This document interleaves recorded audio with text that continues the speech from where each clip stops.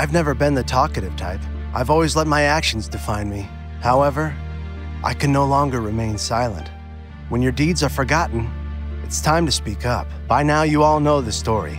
A boy from the woods, guided by a fairy, tears down the evil wizard and his ambition for casting the world into darkness. However, that is a tale now lost to time. The crowning moment of my life, the legendary deed I accomplished, has been washed away by the currents of time like footprints on a beach. I know Zelda meant well, trying to give me back my childhood, but it felt like she robbed me of my glory. So I traveled to a distant land, plagued by a demon in a mask, and played the role of hero once again. It's all I know how to do. My previous journey had forged me into a man. The entire time I felt like I was trapped inside the body of a child. My time away from Hyrule helped me see the world differently. I walked a mile in the boots of other forgotten heroes and granted their requests so they may be remembered.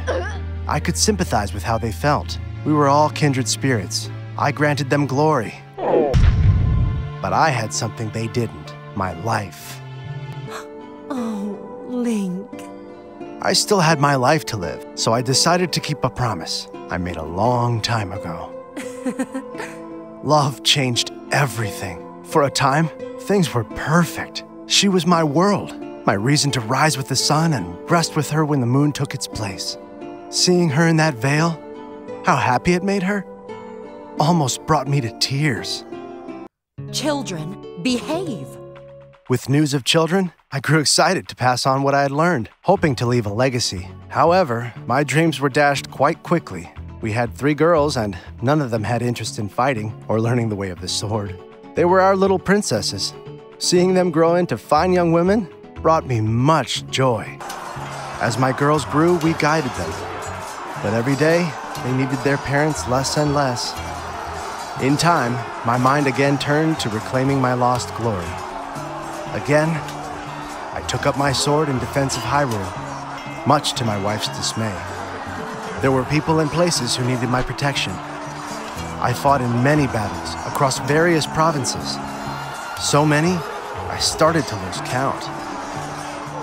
No matter how many monsters I slew or wars we won, I was never hailed as a hero, but as a respected knight. I lost myself in battle, seeking to heal a phantom pain that would never leave me. When I was fighting Ganon, I had a clear goal.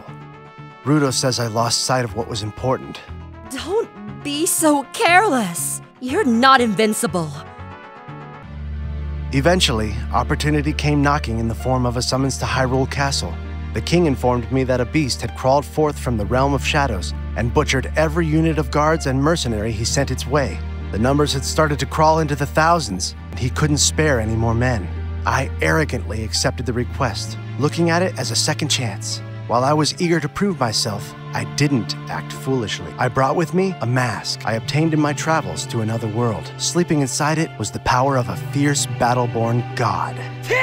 Ruda was right, like always. She was always stating she knew what was best for our children and me, maternal through and through. I knew our children were left in good hands. I defeated the beast, but at great cost to myself. I fell mortally wounded, dizzy from the blood loss, as I fought to tear the mask from my face, wanting my last view of the heavens above to be with my own eyes. After prying the weapon from my face, I felt cold. The embrace of death was what awaited me. I've clung to courage my entire life, but I'm ashamed to admit, at my end I was scared. Scared that I wouldn't live to see my girls grow, and my loving wife get more beautiful with each passing day. However, before life left my body, I was presented with a vision. I saw a golden wolf and a skeletal warrior clad in golden armor, and suddenly, I wasn't afraid anymore. I would haunt this land as a phantom, treading between the twilight, awaiting the one to carry on my legacy. He would finish my work and drive the rest of these horrid creatures that dwelled in the darkness from Hyrule. I shall pass on my knowledge to a worthy successor, who will carry on my legacy in my stead. He'll drive the twilight from this land I love. So now I can finally rest. If you are to remember one thing from my teachings, remember this. A sword wields no strength unless the hand that holds it has courage. You're late. Don't you know it's rude to keep a lady waiting?